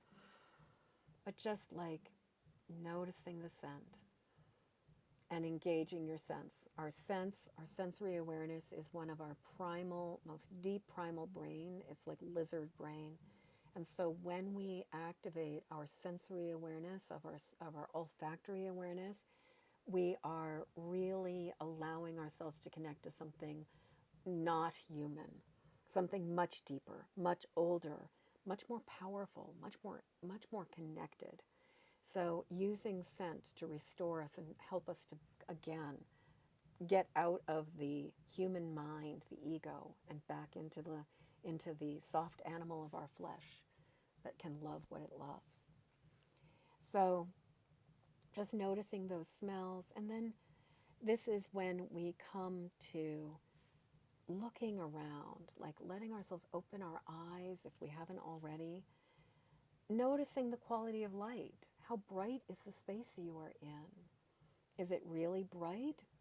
I'm in a fairly bright space because I'm recording a video, and having good light is the difference between a decent video and a lousy video. So, well, also being a decent presenter and being organized and not being all over the place, that's also a key, which I'm still working on. But having light is definitely a factor. So this room is fairly light. So I'm just noticing the lightness, the level of light in this room. If I was going to say, like on a scale of 0 to 10, with 0 being complete darkness and 10 being I'm standing on the surface of the sun, I would say that I'm probably somewhere around a 6.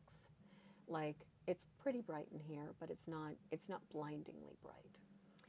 So then what we want to just notice is like the dominant colors. Like, what is the dominant color around you? Obviously, this room has a lot of gold in it, but it also has a lot of purple.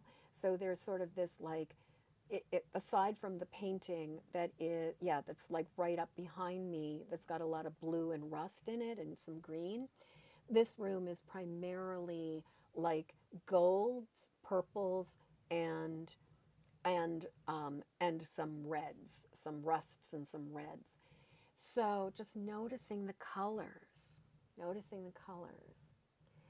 And then as you notice the colors, I just want you to sort of scan the room, starting with what's exactly in front of you and what just jumps out at you.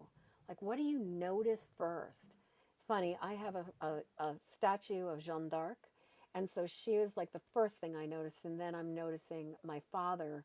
I have this beautiful keepsake box with my father's picture as a tile on the front of it, and Jean is standing on top of John, and just noticing that, and just like noticing, then I'm just seeing, like just noticing what are the things that are grabbing my attention, what are the things that are capturing me, that are captivating me, and also maybe even asking yourself, what in this room feels yummy, what in this room feels like love, reminds you of love, reminds you of something you love. So just taking a moment to just notice your space, and then looking over, you can even turn yourself, but looking over to your right, just noticing again, what are you seeing? What's jumping out at you? And aside from the many boxes of books that are in this room, The thing that immediately jumped out at me was a painting. It's actually digital painting that me and Midjourney did. So, of three women holding torches of light. So that one is the first thing that jumped out at me, and then just noticing all of the pictures, all of the um, all of the tchotchkes, the the icons, and the light sources too, like where there's like a salt lamp. Now I want you to turn to your left and again notice what attracts your attention. I'm noticing the lights. I'm noticing a photograph of a family of people who I really love. Who it's an old Christmas card from them. It's like last year's card, not this year's card. And just noticing the other things. I've got a statue of Our Lady on Doer of Nuts right there who just jumped out at me as like, this is something that feels safe and grounding and calming. Maybe notice what feels calm in this space to you. And if there are things that you're like, oh my God, that is such a mess, just be like, thank you for sharing. Take note, acknowledge it, because it probably is something that if it's activating your brain, then change it. Do something different with it. And if you're having a hard time with decluttering, if you're having a hard time with, oh my goodness, I love that 432. You smelling sheep and preparing yarn to dye. Oh, so awesome. I have a friend. Yes, Carolyn, it is being recorded. So you've probably already gone, but yes. Um, I have a friend who has baby goats, and I got to hold baby goats the other day, and I will just say that was the best thing ever. So just noticing again, we're going to just turn around. I'm actually going to, because I'm recording this, I'm going to just look in the camera in front of me, and I'm just going to notice, what do I notice behind me? And I immediately notice the first thing I'm seeing is the goddess, and I'm seeing that sacred heart that is from the book Empathic Evolution. So using that, just that sacred heart without the circle of light around it, but it's just the sacred heart. I'm just seeing that. And just noticing St. Jude next to the Sacred Heart. And just, and seeing Livy behind me. Just all these things. And now looking down at your feet, what do you love? Is there anything on the floor that just is like, oh, this is comforting, this is soothing, this is loving? I see Lilu sound asleep at my feet in her little puff, and that's just very, very special. And then seeing, yeah, and then just looking down and then looking up, looking at the popcorn ceiling, like so 80s, it's ridiculous, or so 90s, it's ridiculous. And just seeing the lights and that the way the light is there. So just really taking your time to go and move through all the directions. And the point of doing this with like looking in front of you, looking to the right of you, looking to the left of you, looking behind you, looking below you, looking above you. After we've been in our center, we've like used our sensory awareness where we went through touch and sensation, which is very internal, smell, which is sort of that intersection between internal and external, and sound, which is being aware of the sounds that are outside of us. Now, so we've done this sort of inner center compass, and now what we've just done is we've looked in the four directions, above and below. We have recalibrated our awareness of where we are in our compass. It may seem like an incredibly simple exercise, but this is potent, and this is really important, and this is really powerful, because it allows us to calibrate to our center. And right now, calibrating to our center is where it's at. And being able to be in this state of coming into, we are carrying into this new moon and this eclipse, that all is well, not just that all will be well, but that all is well. And all of this mishigas and this false outrage and this like scary boogeymen monsters, just think about all of these little boys, narcissistic little boys who are all neglected, horribly neglected by their daddy. All of them are putting on scary monster masks and trying to get our attention because they're so lonely. And yet the thing is, they're little boys wearing scary monster masks and they're trying so freaking hard. But, and this is something that the dance between Maya, between illusion and form and spirit, is such a dance because sometimes people can really bypass the agony that our souls are experiencing within Maya when we're kind of like, this is not real, therefore none of this matters. It does matter. And it is an illusion. And the fear that these people are trying to monger with their scary masks is fear that when we get caught up in it, it really can cause harm. But when we just realize, we're talking about little boys wearing scary, scary, scary masks because they're so lonely. It's the only way they could get attention from their parents. I have talked many times before about the idea of, for human beings, it is actually more detrimental, it's more lethal for us to be disconfirmed than it is to be affirmed, or to be like, it is more dangerous to be neglected and disconfirmed than it is to be abused. So if we can't get positive strokes, we will seek out negative strokes.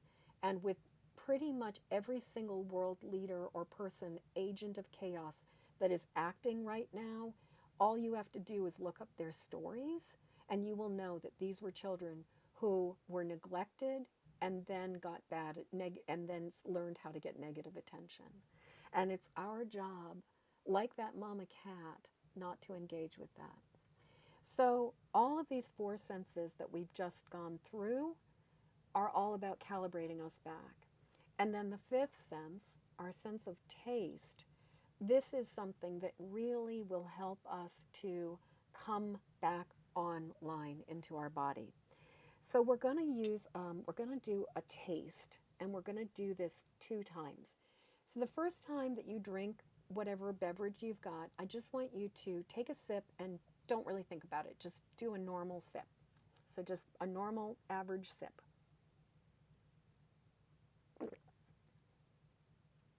Yeah. Now, I want you to set the intention that when you sip your water, you're going to follow the sensation of the water going all the way as far into your body as you can follow it. So I want you to be really mindful. I want you to notice how the water feels in your mouth, and I want you to notice the water moving into your body. So we are going to do this next. We're just going to really notice the water.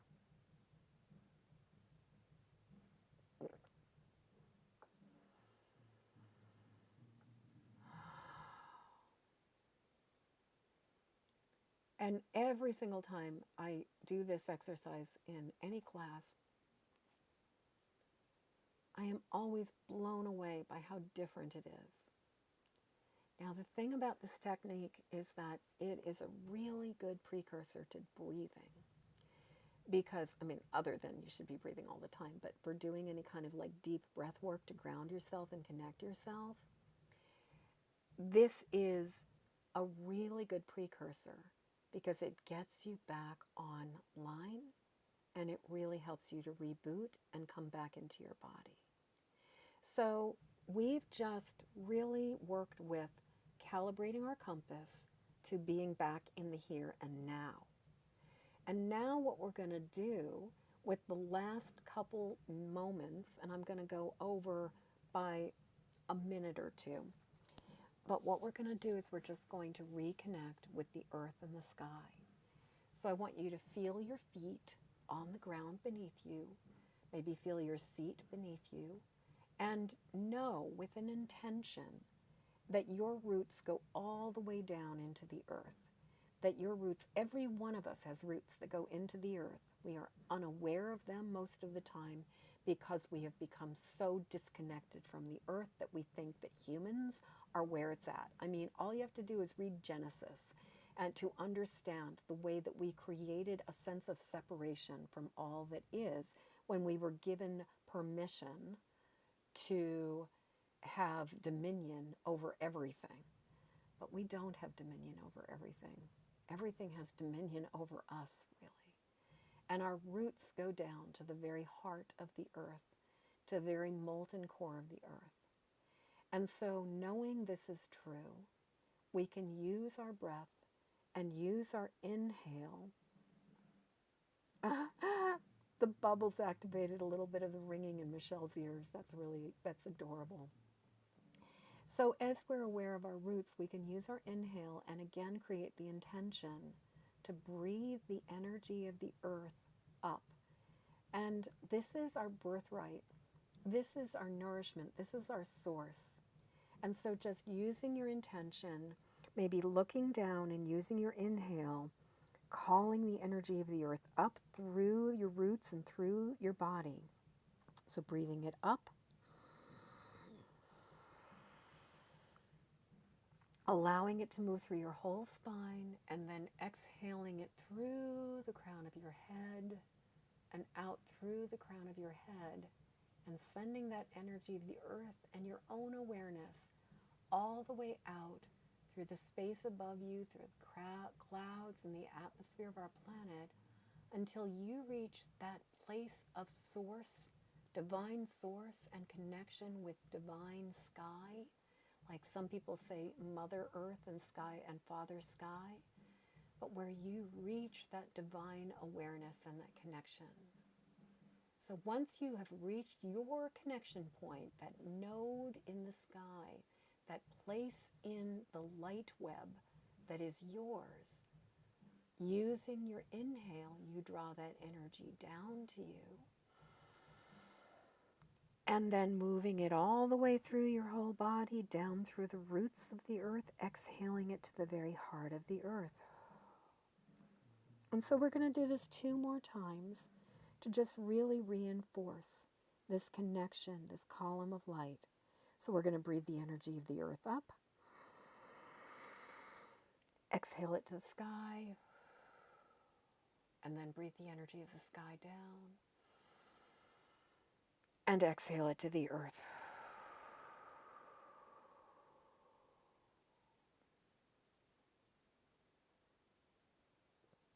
And again, 1 more time, breathing the energy of the earth up.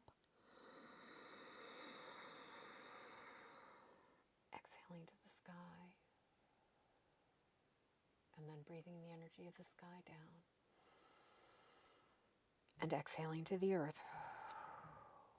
Looking straight ahead and feeling yourself in this column of light and energy, breathing the energy of the earth up, and then exhaling it in a circle or cocoon of light and safety and safe, sacred space all around you. And continuing to look straight ahead again, breathing the energy of the sky down, and again breathing it out in a cocoon of safe, sacred space all around you. You are in a column of light and safety, putting your hands over your heart and calling yourself back to you. Calling back any parts of yourself, using your breath to bring and draw back, retrieve the parts of yourself that are anywhere else. If part of you is in DC, if part of you is in Ukraine, if part of you is in Gaza, part of you is at work, part of you is at your kid's soccer practice or whatever, wherever, breathing in and calling your energy back, knowing where you are, or maybe you don't even know where you are, but just breathing your own self back in. I call myself back home. Maybe say that out loud. I call myself back home. I call myself back to my own body. I call myself back to my own body. I restore myself to myself. I breathe in my own energy, and I breathe out and release all that is not mine. And so we're just going to do a really, again, this is sort of the wham bam, thank you ma'am, now that's kind of crass, version of this exercise. But we're just going to hold our hands on our heart, and we're going to ask the question, what am I carrying? What am I recognizing that is coming from outside of me? What's mine? What's not mine? And just noticing if there's anything.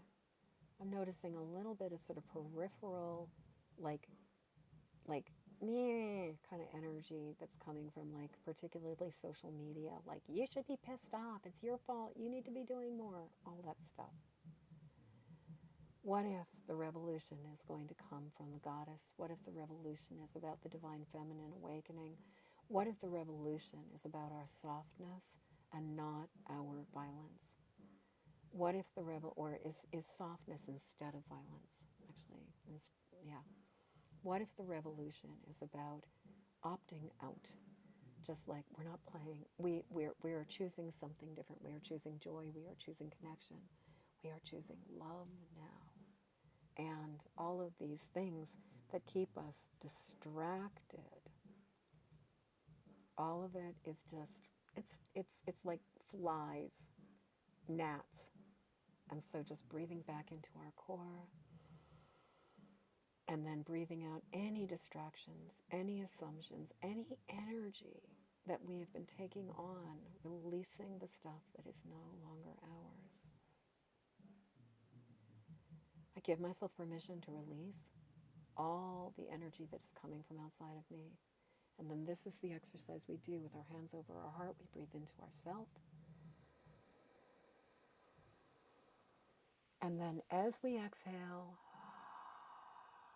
I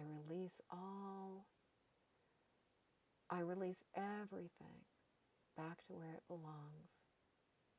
I release all that is misaligned.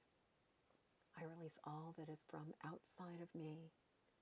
I send it back to where it belongs. Not that you're sending it back to you're not returning it to sender necessarily. You're sending it back to where it belongs. So I breathe into my core and I call myself home. And I exhale and I release all that is beyond me, all that is misaligned, and I send it back to where it belongs.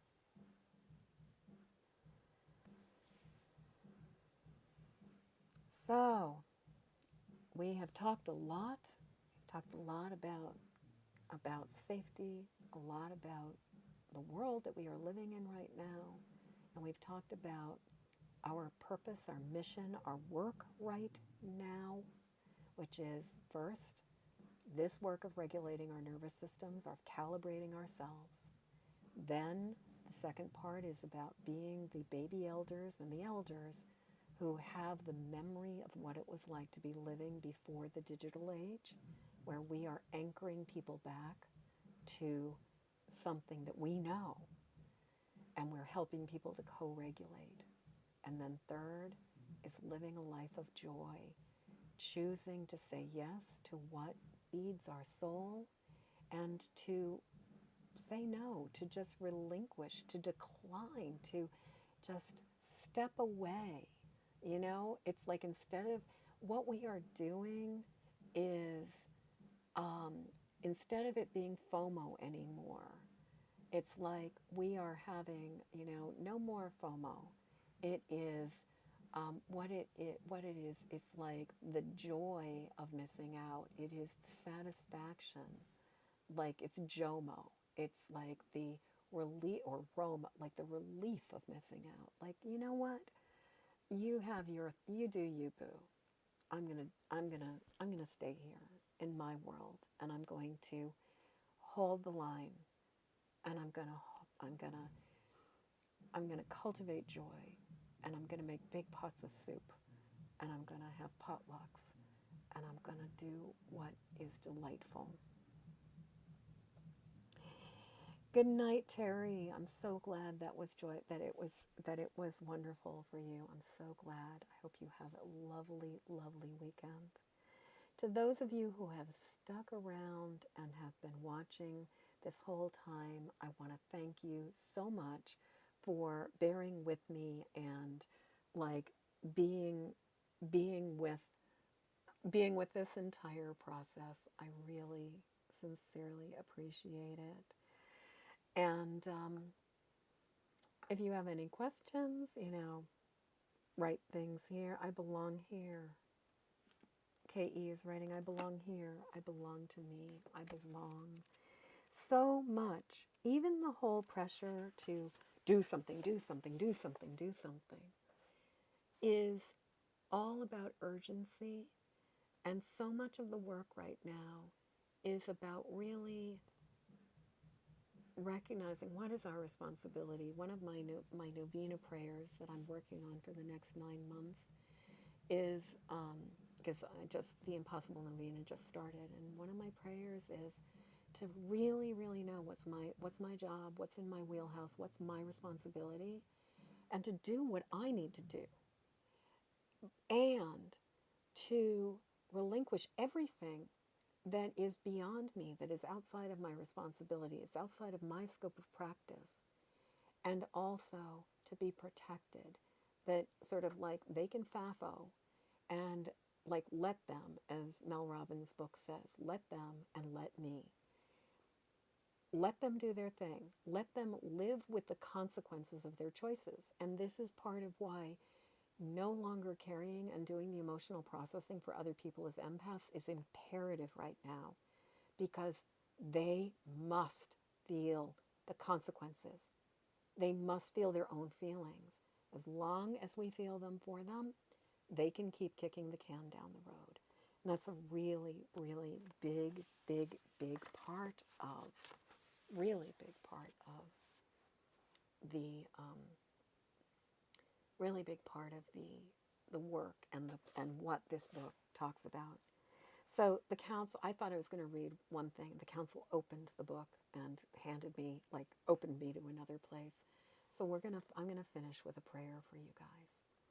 And this is the prayer that I pray that really helps me. And it's funny, I've not been praying it enough lately. And so I'm going to offer it to you guys, but I'm also going to remind myself of the importance of it. Mother, Father, God, grant me the grace to receive your grace and show me the beauty way. And please, grant me the willingness to be willing to walk that way as it is revealed. This is really all we have to do. We need to have the willingness, like the ability or the grace to receive divine grace and to recognize and see the beauty way, the path, the aligned choice. And to have the willingness to be willing to take action and walk that way as it is revealed. Mother, Father, God, grant me the grace to receive your grace, and please show me the beauty way.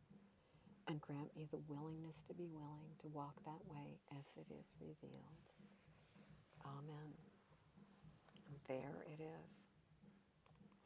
So for all of you who have stuck around and have been here for this entire live stream, God bless you. Goddess bless you. Thank you, thank you, thank you. You really helped this come through. And as we go into these last hours before the new moon, I want to invite you to hold the energy of ease, to hold the energy of trust, to hold the energy of calm, to know that all of this stuff, that spirit is greater than all of this, and our souls are even greater than our bodies, and that all will be well. All is well and all will be well. And to quote Julian of Norwich, all will be well, all will be well, all manner of things will be well. Thank you all so much for being here with me for this entire class. I genuinely, sincerely appreciate you all being here. If you want to get a copy of this book, if you don't already have a copy, or you want to get a copy for somebody else, you can jump on over to empathicevolutionbook.com.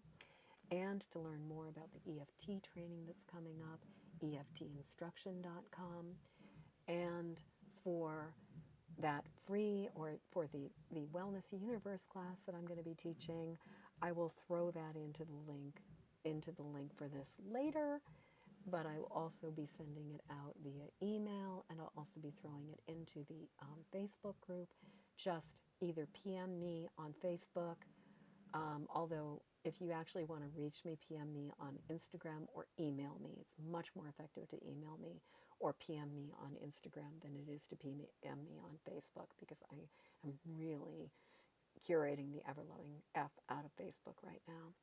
So, but just tell me that you want a coupon code, and I will give you the coupon code so that you can take, or the link so that you can sign up and take the Wellness Universe class that I'm teaching on negative self-talk for free. And that's pretty much it. Okay. And actually, I think the class is only, it's meant to be, it's only going to be like an hour and change. It's not going to be, or it's going to be an hour. It's not going to be a 2-hour class. So it's going to be really tight. Okay.